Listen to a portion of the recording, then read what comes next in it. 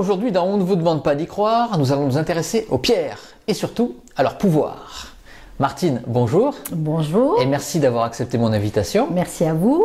Vous êtes donc lithothérapeute. Oui. Alors, ce que je voudrais savoir en premier, évidemment, c'est quand et comment a commencé cette passion? Alors, cette passion, elle remonte à quand même assez loin. Je veux dire, j'ai toujours été attirée par les pierres, sans savoir vraiment pourquoi et sans savoir les bienfaits qu'elles pouvaient procurer. Le facteur déclenchant, je dirais, c'est que je me suis rendue à Nîmes en 2009. J'ai fait la connaissance d'une personne qui tenait une bijouterie, mais qui vendait beaucoup de pierres, même à l'état brut, je veux dire, pas qu'en bijoux. C'était plus son mari qui était bijoutier, et qui m'a transmis une information qui m'a interpellée sur les bracelets chemin de vie. Bracelets chemin de vie, bon, on en parlera après, on développera. Voilà, donc je me suis fait fabriquer mon bracelet chemin de vie, que j'ai porté toute la nuit parce que je ne savais pas qu'il fallait l'enlever. Voilà, la personne ne m'avait pas informée de tout ce qu'il fallait, on va dire. Et c'était un facteur déclenchant parce que j'ai eu un peu des flashs, voilà, des flashs de me dire que oui, ça réveillait quelque chose en moi.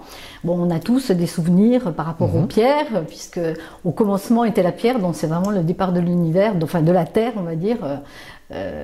C'est les minéraux, quoi. Donc on a tous en nous cette mémoire qui est réactivée d'une façon ou d'une autre. Une pierre va peut-être nous interpeller. Là en l'occurrence ces bracelets, ça a été comme un flash parce que ça a fait remonter des choses à la surface probablement, débloquer des choses, et je me suis dit il faut impérativement que je travaille avec ça. C'est-à-dire le flash, c'est quoi, une voyance? Oui, ça serait un peu ça, de dire il faut travailler avec les pierres, il y a une opportunité pour faire avancer les choses, pour que les gens prennent connaissance de ça, d'aller plus loin, de savoir comment ça fonctionne, comment on les nettoie, pas faire n'importe quoi. Un bijou, c'est pas simplement un bijou. Je veux dire, il y a une symbolique derrière, par les couleurs, par un peu tout, par tout le travail qu'on peut faire avec les pierres. Et ça a été un peu le facteur déclenchant. Et depuis, j'ai fait ces bracelets chemin de vie parce que cette dame a bien voulu me transmettre le procédé. J'ai amélioré un peu, je veux dire, bon, chacun y met un peu sa patte, on va dire, voilà, sur la façon de le nettoyer, sur la façon de le consacrer. Bon, après, ça reste dans des choses ésotériques, on va dire, mais on consacre à la personne pour que le meilleur soit, etc. Donc voilà, et la lithothérapie, oui, pour équilibrer les chakras, je fais des ateliers aussi. Où j'apprends aux gens en fait à utiliser les pierres seules sans avoir besoin forcément d'un thérapeute. Donc vous avez fait votre propre méthode? Oui. Par rapport à votre ressenti? Oui, par rapport au ressenti. Après, j'ai fait des formations. D'accord. J'ai fait des formations de lithothérapie. Il y a une formation de lithothérapeute? Comment ça se passe? Il y a des formations, c'est des formations qui ne sont pas, c'est des certificats, mais qui ne sont pas reconnus. D'accord. En Allemagne, où c'est très prisé, où ils utilisent beaucoup les pierres, même dans les cliniques, dans les choses comme ça, ça va être plus reconnu. En France, c'est pas reconnu comme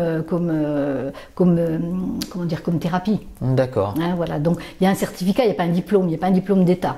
Voilà, ça n'empêche pas de faire une formation et d'avoir des résultats. Et vous continuez à vous former? Voilà, oui, on se forme tout le temps. On se forme tout le temps. Les vibrations de la Terre évoluent, les pierres aussi, nous aussi. Donc on adapte. Donc il y a des pierres qui, il y a une dizaine d'années, étaient propices à certaines choses et qui maintenant, avec les nouvelles vibrations de la Terre qui s'accélèrent, on passe à autre chose. On découvre aussi d'autres pierres au fur et à mesure. Est-ce que vous le ressentez, vous, ce changement de vibration des pierres? Oui, on sent. On sent qu'on est très bousculé. Même sans les pierres, je veux dire, nous-mêmes, on a l'impression que tout s'accélère un peu dans notre vie, qu'on n'a pas assez d'une semaine pour faire les choses. Et ça, c'est en rapport aussi avec l'accélération des vibrations de la Terre. Et par rapport à votre ressenti avec les pierres, est-ce que si on vous fait bon, je ne vais pas vous le faire évidemment parce que c'est pas les conditions, mais si je vous fais un test à l'aveugle, est-ce que vous arriverez à reconnaître des pierres par ce qu'elles dégagent? Non. Moi je vais plus travailler avec les longueurs d'onde, qu'on peut ressentir, oui effectivement, mais avec les couleurs, ça va être un peu la chromathérapie, c'est un peu le fonctionnement. On travaille avec les couleurs. Les couleurs ont on développera peut-être tout à l'heure, au niveau des chakras, ont des longueurs d'onde spécifiques qui vont correspondre, qui vont être en analogie, on va dire, avec les couleurs des pierres. D'accord. Est-ce que ça a déjà été étudié par la science? Les vibrations, l'énergie qu'une pierre développe? Les taux vibratoires, la longueur d'onde, oui, ça c'est scientifique. On peut dire, la couleur rouge, par exemple, elle fait 650 nanomètres, ça se mesure en nanomètres, voilà, c'est comme ça. Ça c'est scientifique, c'est prouvé, voilà, avec des appareils scientifiques. En lithothérapie, on va avoir un taux vibratoire, comme le taux vibratoire de la personne. C'est quelque chose qu'on va déterminer au pendule, avec une antenne léchère. Je ne sais pas si vous connaissez, c'est un peu comme les radiesthésistes, trouver les sources, etc. C'est pas quelque chose qui est démontré scientifiquement. Ça va être, il n'y a pas de preuve tangible et on ne peut pas valider ça. Après, c'est le ressenti. Il y a un médecin qui s'y est intéressé, le docteur Blanchard, qui a écrit un livre qui s'appelle La lithothérapie scientifique, comme quoi il peut bien y avoir quand même quelque chose de scientifique là-dedans. Il est médecin, ou il était médecin, je sais pas, voilà. Il a eu des problèmes, des douleurs, etc., qu'il n'a pas pu traiter lui-même en médecine allopathique. Donc il avait un ami qui travaillait avec les pierres, il s'est dit, après tout, pourquoi pas, puisque bon, j'ai pas d'autre alternative, je peux essayer, ça m'engage à rien. Il a été un peu bluffé par les résultats, ce qui fait qu'il s'est penché dessus en tant que médecin et en tant que, on va dire, scientifique. Il a voulu analyser, et il a analysé les pierres dans leur structure, leurs éléments, et il s'est rendu compte, mais là, bon, je vais dévoiler un peu, enfin, on rentre dans le vif du sujet, tout de suite. Allons-y. Il s'est rendu compte, par exemple, vous avez des pierres... on va dire par exemple la kunzite, qui est une pierre assez transparente, bon, qui peut avoir plusieurs couleurs, et la lépidolite. D'accord. Donc il a analysé par exemple ces deux pierres. Alors dans son travail, et bon, pour les oligo-éléments, pour les éléments, ça fonctionne comme ça. On va parler de valence, c'est-à-dire puissance 1, puissance 2, puissance 3. Ça va être valence 1, valence 2, valence 3. Par exemple, la kunzite qui contient du lithium va avoir du lithium valence 1. La lépidolite va avoir du lithium mais valence 3. Donc elle va être plus puissante. Donc on peut utiliser les pierres, bon, on utilise le lithium pour la dépression. Donc là-bas, c'est comme ça qu'il s'est rendu compte que telle pierre agissait sur telle chose, mais c'était pas comme ça sortait pas du néant. En fait, la pierre avait des composés chimiques, on va dire, dont on se sert en médecine allopathique pour fabriquer le médicament. Il y a quand même un petit passage avec la médecine traditionnelle. Voilà. L'essentiel, si vous voulez, de l'utilisation en lithothérapie, c'est la vibration de la pierre, la longueur d'onde de la pierre. Les oligo-éléments, bon, vont apporter quelque chose, mais vont apporter, ça va plus à être par exemple en contact de la peau. Ça va être des doses qui vont être infinitésimales. Ça va être de l'ordre de l'homéopathie. Vous voyez, c'est pas pour ça que ça marche pas. Mais voilà, sinon on travaille, c'est vibratoire en fait. Oui, ça n'a rien à voir avec la radioactivité par exemple. Est-ce que c'est considéré comme de la lithothérapie, je sais pas moi, une boulette d'uranium, est-ce que je sais pas.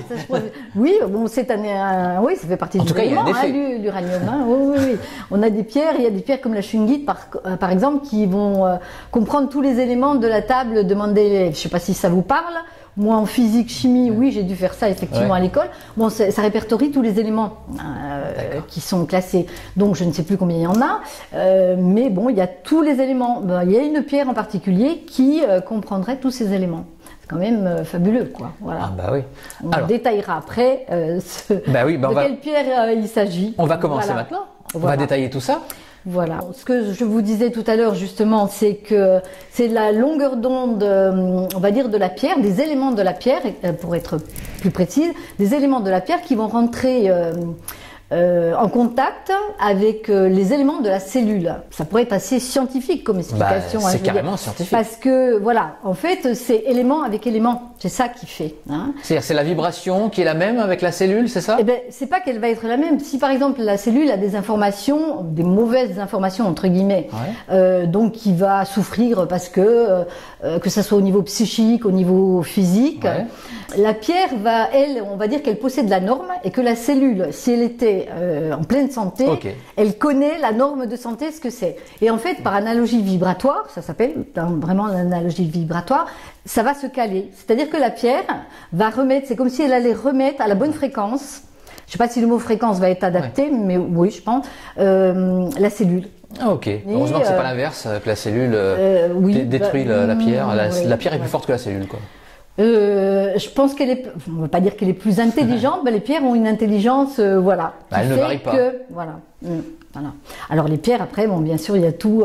Le principe, il faut les nettoyer, il faut les purifier. On n'utilise pas les pierres comme ça, qui ont traîné n'importe où, qui se sont chargées de choses négatives. C'est-à-dire, il ne faudrait pas qu'elles soient, qu'on les ait trouvées dans un endroit où, je sais pas, où il y a eu un meurtre, où il y a eu une guerre. Mais même pas ça, si vous voulez, des pierres. Alors surtout les pierres qu'on va vous transmettre en bijoux, par exemple. Ouais. Des bijoux de famille, voilà. On va vous transmettre, ça, c'est la bague de la grand-mère, c'est le collier de. Il faut absolument le porter.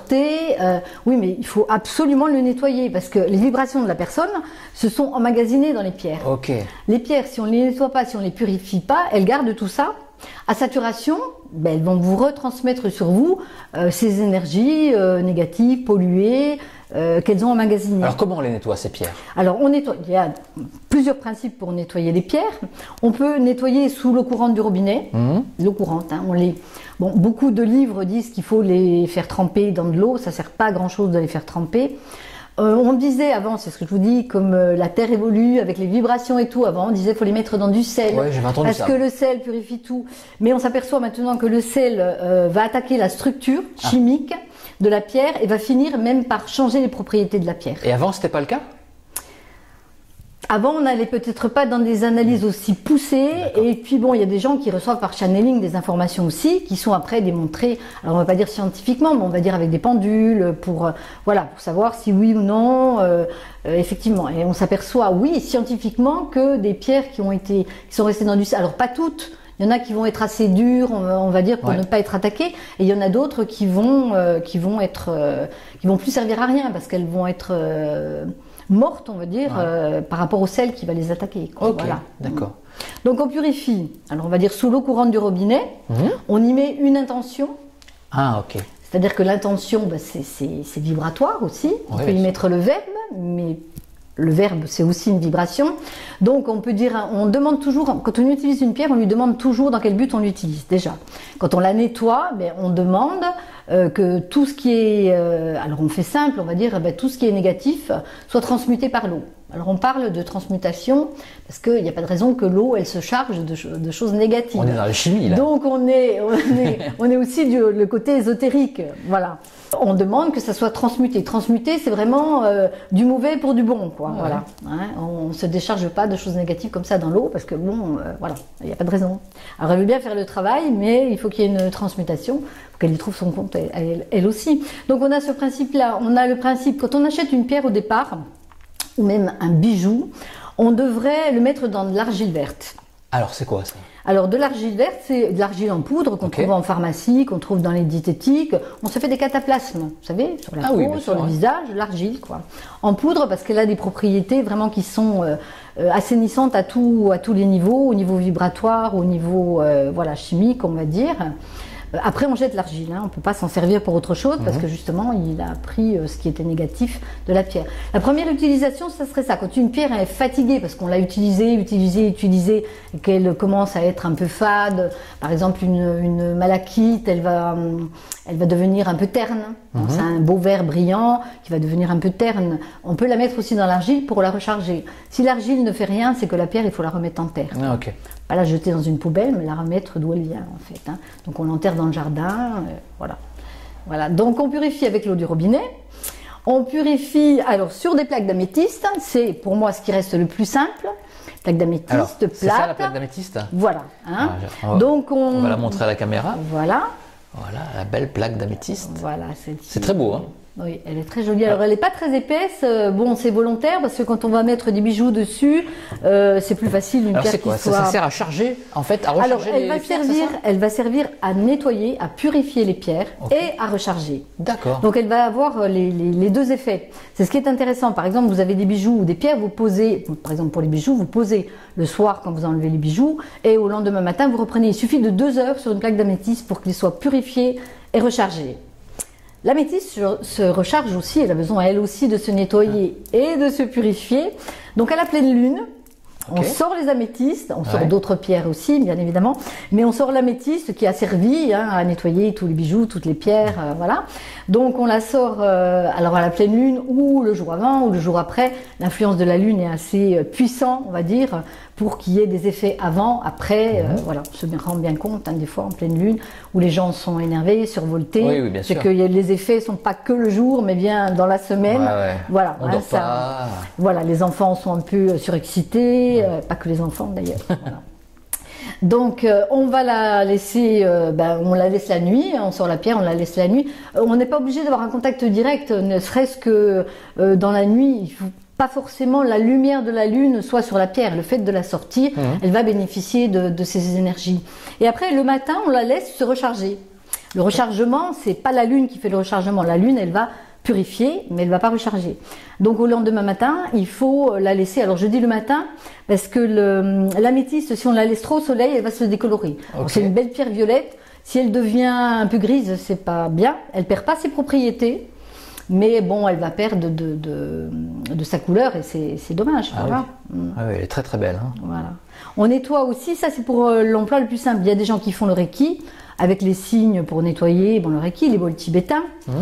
Alors pas les clochettes, mais les bols, vraiment le son, parce que c'est la vibration du son qui va nettoyer et expulser, on peut dire, les choses négatives, entre guillemets, qui sont contenues dans les pierres pour les purifier. Qu'est-ce qu'il y a d'autre comme méthode? On emploie la flamme violette, mais ça c'est une intention. D'accord. On demande, la flamme violette, ça s'apparente à Maître Saint-Germain. Là on part dans l'ésotérique aussi. Voilà, mais c'est quelque chose de très puissant parce que c'est une longueur d'onde particulière, rattachée à un maître ascensionné. Donc on peut dire que c'est décuplé, décuplé, pardon. Si on y croit, si on n'y croit pas, c'est pas la peine de l'utiliser, ça marche pas, forcément. Ça c'est voilà. Donc on peut utiliser de la flamme violette. Qu'est-ce qu'on peut utiliser d'autre? Alors l'encens au Liban de préférence. Alors qu'on peut utiliser, on va dire, donc on passe la pierre, si vous voulez, dans la fumée, au-dessus de la fumée, quand on allume un bâton d'encens ou un cône ou quelque chose comme ça. Ça va plus nettoyer au niveau psychique, c'est-à-dire que la pierre, vous pouvez l'employer pour un problème, on va dire, physique ou pour un problème psychique, on va dire, pour être mieux dans votre peau, pour être moins stressé. Voilà, ça va pas être pour une douleur particulière. À ce moment-là, le nettoyage, bon, en général, on le fait pas trop parce qu'on se dit que, mais normalement, il faudrait le faire, il faudrait passer dans la fumée d'encens. La fumée d'encens va plus nettoyer au côté psychique, voilà. Alors, est-ce qu'on peut avoir des exemples de pierres qui ont des effets qui ont des effets particuliers. Alors, est-ce qu'on parle de la shungite ou est-ce qu'on parle des chakras? Des chakras. Allez, on commence par les chakras. Allez, on commence par les chakras. Il y en a pour un petit moment, oui, on va dire. Il n'y a pas de problème, on a tout notre temps. Donc, alors le principe de chakra, qu'est-ce que c'est qu'un chakra déjà? Pourquoi on va mettre des pierres dessus? Alors les chakras, c'est des espèces comment on va dire, de vortex. Voilà, il y en a 7. On voit là-dessus. Bon, je crois que un peu tout le monde maintenant a déjà entendu parler des chakras parce que bon, ça devient plus une mode entre guillemets aussi. Alors les chakras, tout peut polluer les chakras. Même vous pouvez polluer vous-même vos chakras en ayant des mauvaises pensées, en étant stressé, voilà. Alors un chakra, c'est quelque chose, c'est pareil, on va mesurer, savoir s'il est décalé à droite, parce qu'il peut se décaler à droite, il peut se décaler à gauche, il peut tourner à l'envers. En fait, c'est une roue, on va dire c'est un vortex, donc c'est une roue. Alors comment on arrondit tout ça? Alors, bon, on peut détecter au pendule, mais on peut le faire systématiquement parce qu'on a tous plus ou moins les chakras qui sont un coup à droite, un coup à gauche. Quand on n'est pas centré, quand on dit à quelqu'un, mais t'es dans les nuages, t'es pas centré, ou par exemple, ça moi j'aime bien cette expression parce que je trouve que c'est assez imagé, quand on dit à quelqu'un, tu marches à côté de tes pompes. Oui, parce qu'on va dire les pompes, elles sont là, puis les chakras, ils sont là. Donc, on est un peu décalé. Ou alors, on passe à un encadrement de porte, on se cogne par exemple, ou on se cogne systématiquement. C'est que on a les chakras qui sont pas alignés comme ils devraient. On disait la même chose sur ceux qui ont fait des expériences de mort imminente quand ils reviennent dans leur corps et qui sont un petit peu décalés au départ. Voilà. Vanina que j'avais invité, Vanina Chirinsky qui disait qu'elle avait eu du mal à se recentrer dans son corps et elle disait je suis à côté de mes pompes. Voilà. Je comprenais l'expression être à côté de ses pompes. Mais c'est exactement ça, c'est exactement ça. Et quand on se cogne dans des portes comme ça aussi, en se disant mais bon quand même c'est large, comment je vise au milieu, comment j'arrive à me déporter, mais parce que c'est inconscient en fait, les chakras vont nous attirer de ce côté-là. Donc on réharmonise avec des pierres, pas que avec des pierres, hein, mais on peut réharmoniser avec des pierres. Alors quelles sont les pierres qui aident à la réharmonisation? Par exemple, systématiquement, on va dire, on va utiliser pour le premier chakra, qui se situe entre les jambes, c'est le chakra qui va s'ouvrir vers la terre, hein, parce que les autres vont s'ouvrir devant, derrière, et le coronal va s'ouvrir au-dessus. Donc il y en a un qui s'ouvre vers la terre, c'est pas de rien sûrement, et un qui s'ouvre direction cosmos. Voilà. Donc celui-là va s'ouvrir vers la terre. On va systématiquement utiliser une pierre rouge, un jaspe rouge. Montrez-la là. Après, alors est-ce qu'on va bien la voir? Oui, on va bien la voir. Ouais, très bien. Hein, voilà, un jaspe rouge. Premier chakra, vous voyez là sur l'image. Alors pourquoi un jaspe rouge? Parce que la longueur d'onde de la couleur rouge, qui est 650 nanomètres, bon ça c'est pas important de savoir, ça fait rien. C'est la même longueur d'onde que la couleur de la pierre. Ok. Donc on utilisera, c'est pour ça qu'on utilisera toujours des pierres rouges, par exemple pour le premier chakra. Entre autres, après, bon, il y a les propriétés de la pierre en elle-même, mais c'est surtout aussi en rapport avec la couleur. Voilà. Premier chakra, un jaspe rouge, c'est l'ancrage à la terre, on va dire. Ça va un peu nettoyer, purifier, remettre dans l'ordre, etc. Ce premier chakra. Deuxième chakra, alors c'est juste en dessous du nombril, 2 doigts en dessous du nombril, une cornaline. Ok. Alors, la cornaline, c'est un peu orange. Elle est très jolie aussi, ça, j'aime bien. Oui. Au toucher. Regardez, au toucher, on a presque l'impression que c'est de l'ambre. Ouais. Ça n'a pas le froid que des autres pierres. On a plus l'impression que ça pourrait être s'apparenter un peu à de l'ambre. L'ambre, c'est une résine. Là, c'est pas du tout une résine. Hein. Voilà, donc c'est une pierre orange. C'est une pierre qui soutient les projets. Aussi.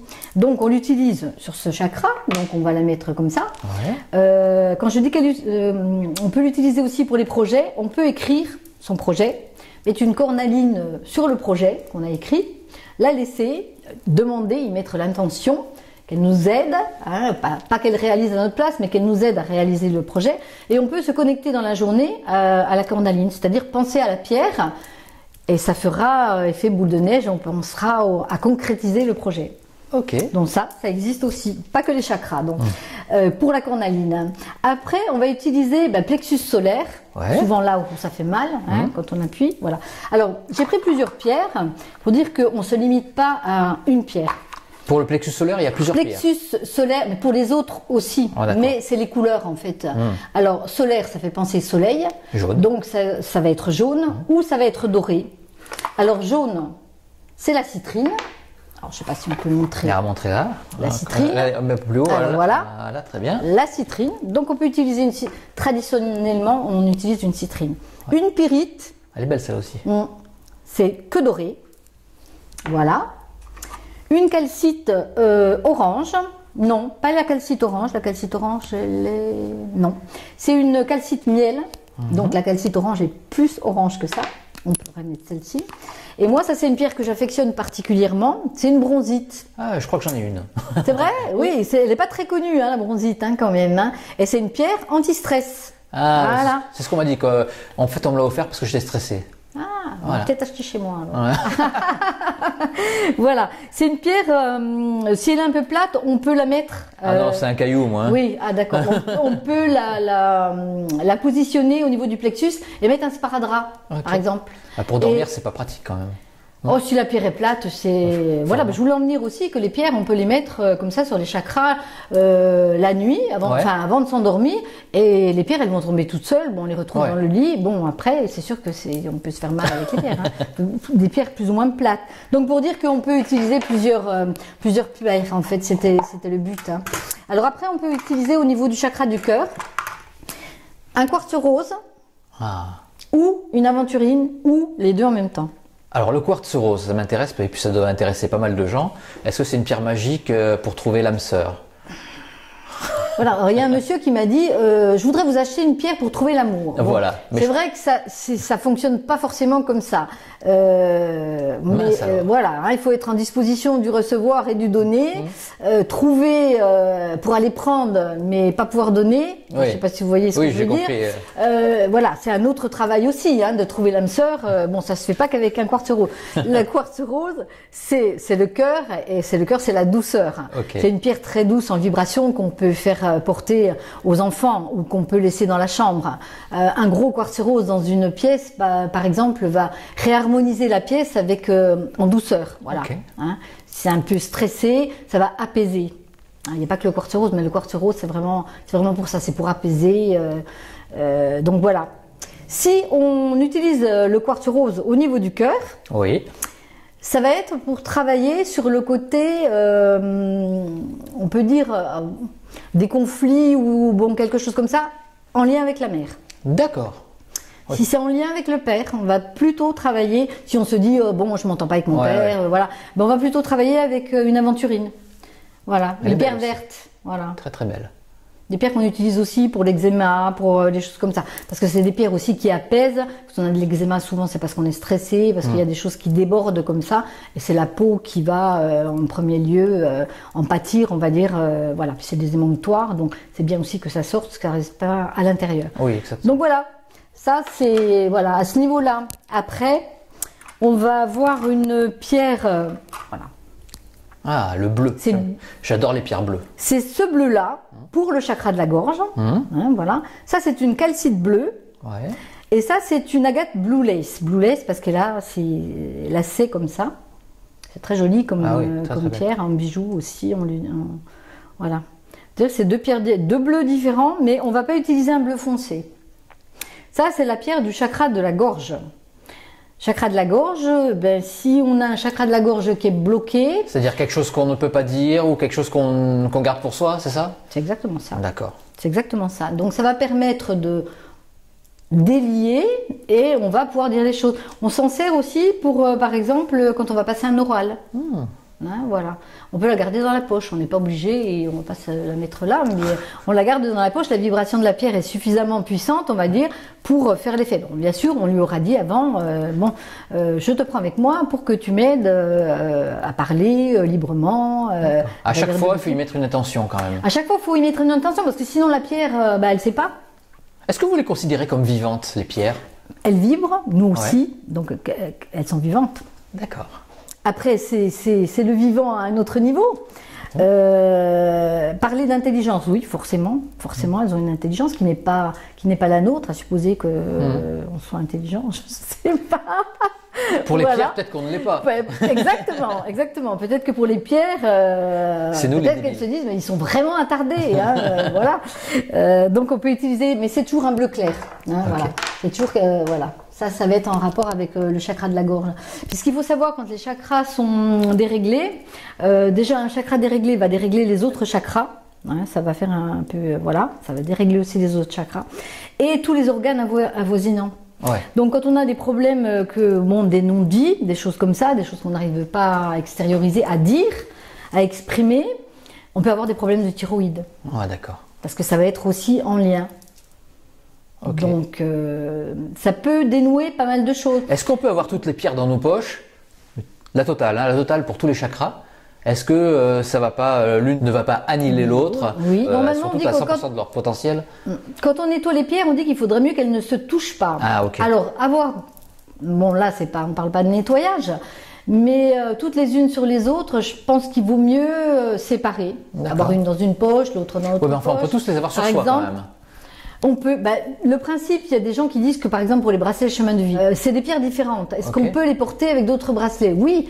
On considère que la cellule, une fois qu'elle est équilibrée, la pierre ne va plus avoir d'effet. D'accord. Si c'est revenu à la norme, vous voulez faire quoi de plus? C'est revenu à la. Elles ne rentrent pas en conflit les unes avec les autres, quoi. Non. Oh, non. Très bien. Ça, c'est des croyances, c'est plus des croyances, quoi. C'était une idée qui m'est venue. Voilà. Maintenant, les mettre les unes sur les autres et tous les avoir dans la poche. Mais les chamans, ce qu'ils ont autour du cou, ils ont plusieurs pierres. Hein. Ah bon. Je n'ai pas fait attention. Ça ne gêne pas, hein, on va dire. Hein. Alors, on termine. Ouais. La pierre. Pour le chakra. On ne termine pas parce qu'il y en a encore une autre dessus. Après, il y a d'autres chakras, mais ça, on parle des 7 principaux. Le coronal, c'est ça? Voilà, donc ça va être une pierre bleue foncée, ça va inspirer un peu le côté nuit, le côté cosmos, voilà, ça va être plus pour développer aussi la clairaudience, on va dire, hein, ou avoir de l'intuition, simplement, avoir de l'intuition. Donc on peut poser la pierre, si on veut réfléchir à quelque chose, par exemple, on peut poser la pierre au niveau du 3e œil, on peut avoir des idées qu'on n'aurait peut-être pas eues si on n'avait pas mis la pierre, voilà, par exemple. ça va aider à trouver ce qui est juste, en fait. Ce qui est juste en accord. Ça peut développer le troisième œil aussi? Ah, ça, oui. Oui, d'accord. Oui, ça, c'est cette faculté-là de développer le troisième œil. De développer toutes les sensations et tous les ressentis qu'on peut avoir. Une du mortierite. On peut mettre une sodalite. Mais bon, moi j'aime bien parce que celle-là a un côté plus justement actif sur le troisième œil. Une pierre violette. Ça, c'est une améthyste, non? Oui, c'est une améthyste. C'est parce que c'est lié voilà, au côté spirituel, au côté ouverture aussi sur le cosmos où on laisse aussi passer les informations. Donc voilà, où on peut utiliser, voilà, sur tous les chakras, un cristal de roche. Parce que lui est capable d'équilibrer tous les chakras, quels qu'ils soient. D'accord. Mais ça, c'est une pierre qui est naturelle, ça? Le cristal ça, on les trouve comme ça dans la nature? C'est un cristal de roche taillé. Après, c'est ce qu'ils appellent en pierre roulée. Hein, ça, c'est en pierre roulée. Après, il y a en pierre plate. Elle paraît tellement transparente qu'on dirait une bille. On le trouve comme ça. Ah, voilà. Là. Voilà, c'est vraiment le cristal. Et après, c'est dans ce cristal-là qu'on va tailler des pierres, dans ceux qui vont être moins jolis, parce que celui-là, vous voyez, il a même les deux bébés là à côté. Vous voyez? Ouais. C'est voilà. En sachant que le cristal de roche, il a plusieurs pouvoirs. Il emmagasine l'information, il l'amplifie et il y a toujours une intention à y mettre aussi, et il retransmet. C'est-à-dire en prenant une autre pierre, si on met une intention, elle va être décuplée par cette pierre-là? Si on la tient, si on lui donne l'information, si on fait le travail comme ça. Dans les ateliers, bon, les gens savent plus ou moins poser les pierres de cette façon-là. En atelier, moi je fais sous forme, on va dire, de méditation, si on veut, mais en rééquilibrage des chakras, sans poser les pierres sur le corps. C'est-à-dire que dans une main, je change de main parce que dans la main droite, on aura un cristal. Je ne vais pas tout vous dire parce que je ne veux pas vous dire toutes les utilisations. Voilà. Il y a des secrets. Alors, bien évidemment, on va utiliser, moi j'utilise une musique Reiki parce que toutes les 3 minutes, il y a une petite clochette et c'est le temps qu'on va mettre pour informer le chakra, informer la pierre de ce qu'on veut, etc. Et la pierre, on la tiendra dans la main. On la mettra pas. Alors il y a des gens qui mettent quand même parce que bon, c'est le côté de dire, on a l'impression. Voilà. Mais des gens qui n'ont jamais eu de contact avec la lithothérapie, qui ne savaient pas du tout, en tenant simplement la pierre dans la main, ont eu mais vraiment des sensations que la pierre venait se fixer dans le chakra et irradier le chakra. Alors qu'on n'en avait pas du tout parlé avant. C'est merveilleux. Je trouvais que c'était voilà. C'est magique. C'est magique. Mais il faut pas faire de blocage. À partir du moment où on se dit oh c'est n'importe quoi ou oh ça marche pas, bon ben voilà, on induit déjà un résultat qui ça ne marche pas. Ben, ça marche pas. Et il y a celui-ci aussi. Regardez à l'intérieur. Ah oui, il est très beau. Voilà.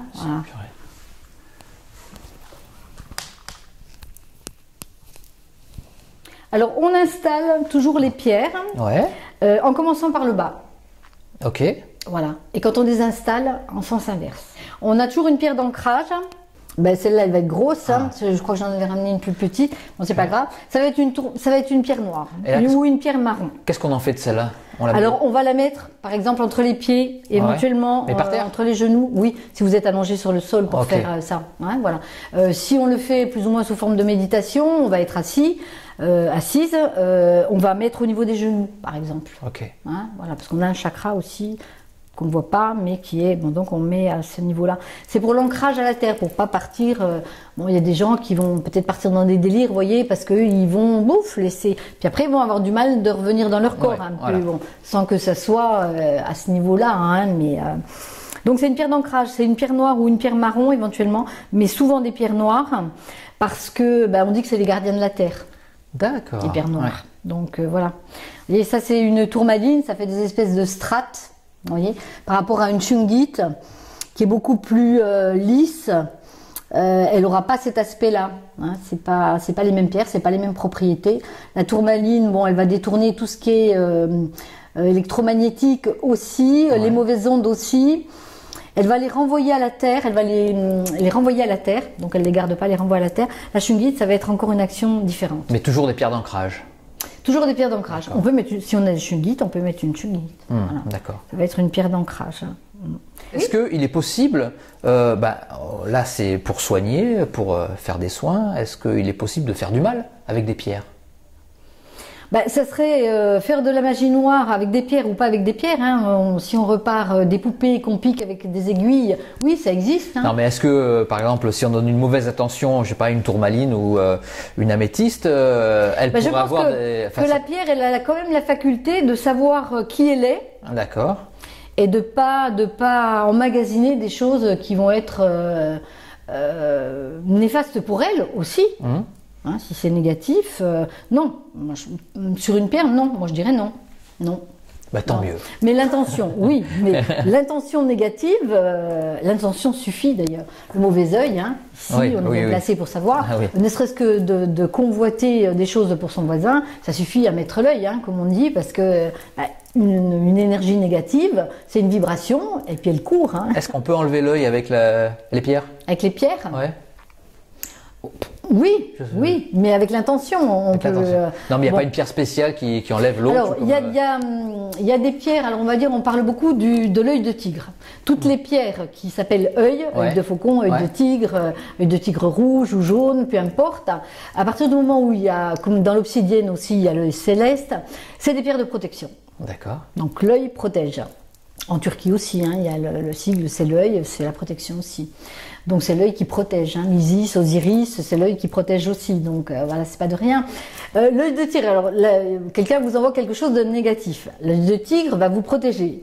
Ce que je n'aime pas, moi je dirais dans l'œil de tigre, c'est qu'il a normalement la faculté de renvoyer à la personne. D'accord, et donc il y a un côté méchant quand même. Et quelque chose de négatif, il vaut mieux que ça reparte à la terre, que ça soit transmuté. C'est pas la peine de le refaire circuler dans l'autre sens. Donc ça c'est pour l'œil de tigre jaune. Si l'œil de tigre, on emploie un œil de tigre rouge, qui est un œil de tigre jaune mais chauffé, on va récupérer les propriétés de la couleur rouge et ça partira à la terre. Vous voyez, comme c'est subtil quand même. Faut pas par se tromper, rapport à la même pierre, si elle est chauffée, pas chauffée, elle va pas avoir le même effet. Bon, des fois on a envie de lui renvoyer le mal quand même. C'est pas bien, mais bon. C'est pas bien, mais c'est pas la peine que le mal circule. Voilà. Pour moi, on renvoie à la terre qui sait s'en charger, on demande la transmutation et c'est bien. Toutes les pierres où il y a œil dedans, ça va être des pierres de protection. Alors, quel est le sujet qu'on n'a pas abordé encore? Alors, un sujet qu'on n'a pas abordé. Alors, on découvre les pierres au fur et à mesure de notre évolution, on va dire, en tant qu'humain. Il y a des pierres qui sont relativement récentes, par exemple, ça c'est de la sugilite. Vous voyez, elle est noire, elle est violette. On va tourner dans l'autre sens. Celle-ci est plus noire. Ça sera la même pierre. C'est des pierres très très puissantes qu'on peut pas utiliser sur les enfants parce qu'elles vibrent très haut. D'accord. Et ça serait trop déstabilisant pour eux. Qu'est-ce que ça pourrait leur faire aux enfants? Ça pourrait les bousculer dans le sens qu'ils ne sauraient plus où ils en sont, quoi. D'accord. Voilà. Ça va faire vibrer au niveau des cellules. Ils vont être perdus. Bon. Comme quand on va dans des lieux hautement vibratoires et que ça fait bizarre, quoi. Alors, ne l'oubliez pas celle-là, il y a mon fils qui va arriver tout à l'heure. Voilà, donc, et suivant les couleurs, c'est des pierres qui ont été découvertes en 77 seulement. Elles viennent d'où? Arizona, il me semble. Hein, voilà, à confirmer. Il y a plusieurs gisements. Il y a beaucoup de pierres qui viennent d'Amérique, hein, beaucoup de pierres du Brésil. C'est surexploité même à la limite. Hein. Alors l'aspect bénéfique, il est où sur ces pierres-là? Ces pierres-là, alors elles ne sont sorties qu'en 77 parce qu'on dit qu'avant on n'était pas capable, au niveau vibratoire, de supporter les vibrations de cette pierre. Alors qui Donc on dit qui? Par canalisation ou par oui, par canalisation, je pense. Et parce qu'on sait que les pierres, on les découvre au fur et à mesure. Et si on va mesurer, les pierres, c'est en unité bovis, mais c'est pareil, c'est avec le pendule et c'est avec une réglette qui va indiquer qu'elle vibre. Et ben on se dit qu'avant, on n'aurait pas supporté des vibrations comme ça, parce que nos vibrations montent. Là, on est en accord. Avant, on n'était pas en accord, donc les pierres ne sortent pas de terre. Et si, par rapport à la couleur, pour la même pierre. Celle qui aura plus de noir va être plus pour un ancrage à la terre, par exemple, que celle qui va être plus violette va plus aller vers le côté spirituel. C'est une pierre qui aide l'organisme pour les défenses immunitaires. Ok. C'est des pierres pour des maladies graves qui sont très bénéfiques parce qu'elles vont rassurer, elles vont au niveau psychique faire en sorte qu'on soit moins stressé et permettre à l'organisme de se réparer. Tout ça, c'est pas la pierre qui soigne en fait. Oui, oui. C'est l'organisme après qui va s'organiser contre, si on veut, la maladie pour ramener l'équilibre, quoi. En fait, Ok. voilà. Il y en a une qui est très belle là que je vois là. Celle-là. Alors, les labradorites, Elle m'intrigue celle-là. réputées pour... Elle a des reflets qui sont magnifiques. Ah, elle a des reflets magnifiques, voilà. Ça, c'est en pierre polie. Ça, c'est en pierre brute, si on veut, parce que, voilà, ça, la pierre brute, c'est ça, donc Ouais. on voit pas grand-chose. Et Ah là, oui, d'accord. Dès que et c'est là, poli, on voit voilà, les reflets. hein, on voit, bon, il y a du bleu, il y a le côté or. Alors, c'est pareil, si elle a du côté or, ben, ça va travailler d'une certaine façon. Si c'est que le bleu, par exemple, si c'est que le bleu, ça va travailler plus au niveau du chakra, des chakras en correspondant. Le côté or, on va dire, là, je vais peut-être effrayer, mais c'est ce qu'on appelle, dans les rayons sacrés, c'est l'énergie christique, dorée, voilà. Voilà, donc c'est des pierres qu'on utilisait, vous voyez les reflets, suivant Ouais. la lumière, Ils sont elle est vraiment super. Très très beaux reflets. Et quand on est praticien de santé, qu'on reçoit des gens dans les cabinets, on porte des pierres comme ça pour se protéger, ou on portait, parce que maintenant on est passé peut-être plus à la shungite qui est quand même plus puissante pour nettoyer au niveau énergétique, tout ce qu'on peut récupérer quand les gens ils sont en souffrance. Bon, dans votre cabinet, vous retrouvez avec des miasmes qui sont un petit peu partout, hein, et puis bon, vous les récupérez. Si vous faites un travail de nettoyage, si vous faites pas de travail de nettoyage, vous êtes plombé à la fin de la journée, quoi. Donc il faut se débarrasser de tout ça. Les pierres aident beaucoup pour ça. Et vous ressentez les effets après une séance je sais pas, comment ça s'appelle d'ailleurs? De lithothérapie, ça se dit comme ça? Une séance de lithothérapie. Oui, lithothérapie. Alors lithos, ça vient du grec qui veut dire pierre, Ouais. et thérapia qui veut dire soin. Voilà. Est-ce que vous ressentez de la perte d'énergie ou On ressent, Vous ressentez. on ressent. Un travail sur les chakras, on va sentir qu'on est réaligné. On se sent de nouveau bien à l'intérieur. Non, mais de vous, soi, en tant que quoi. thérapeute, Oui. est-ce que vous sentez cette perte d'énergie parce que c'est vous qui a posé les pierres, je suppose? Non, parce que moi je sais me protéger. Ah, voilà. Alors, comment vous Et me protégez nettoyer. Regardez, là, ça c'est une shungite, Ouais. hein, avec la pierre que vous m'avez montrée tout à l'heure, Ah ouais. là, qui se balade un peu, que j'ai Ah voulu ouais. mettre dessus comme ça parce que ça me plaisait. J'aime beaucoup sa couleur. La shungite, moi, ce que je me suis aperçue surtout, c'est quand on travaille sur ordinateur, Ouais. on est souvent vidé de l'énergie. Ouais. C'est-à-dire qu'au bout d'un moment, on a froid. Enfin, moi, c'est mon cas. Souvent, j'ai froid, je me sens fatiguée, j'ai l'impression d'avoir les yeux là. Et quand je mets la shungite, pas du tout. D'accord. Donc ça bloque au niveau des sources de pollution électromagnétique. Ouais, en donc fait. il y a un vrai effet physique sur vous. Oui, Quoi. oui. La shungite a le pouvoir Alors elle les absorbe comme un trou noir. Alors on se demandait ce que ça voulait dire un peu comme un trou noir. Elle en fait quoi? En fait, on s'est aperçu que elle absorbe ce qui est négatif et elle le transforme en positif. Ça paraît incroyable. Ça a été démontré de plus en plus. Bon, les Russes, ça vient de Russie, hein, pour la plupart. Ces pierres de shungite. Vous testerez tout à l'heure. Hein. Ça, c'est les harmonisateurs. Alors, c'est la shungite. Ouais. Alors, on va dire c'est comme le yin et le yang. Ok. Simplement comme ça, vous tenez les pierres. C'est Ouais. vraiment pas compliqué à faire. 20 minutes. Et vous avez la circulation d'énergie qui va se rétablir. Les miasmes que vous avez récupérés à droite à gauche qui vont s'en aller. Pas la peine de se mettre en méditation du tout. Comme ça, on peut les Vous garder. regardez à la la main, télé. simplement. Vous regardez Ouais. la télé, c'est la pierre qui fait. Bon, vous lui dites.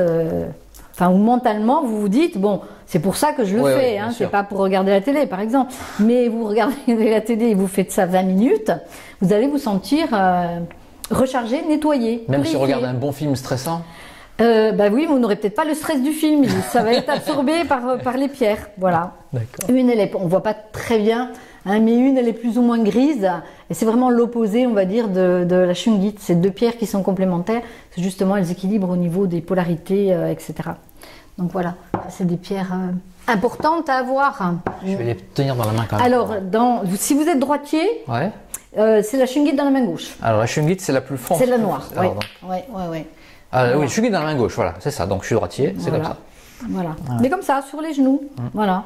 Pour ne pas avoir la tension. Voilà. Donc vous. Faire de la musculation. C'est un peu léger. Quand même, Ouais. Voilà. Mais oui, c'est un effet très très bénéfique. Ça, sous forme de pyramide, eh ben, on a l'onde de forme.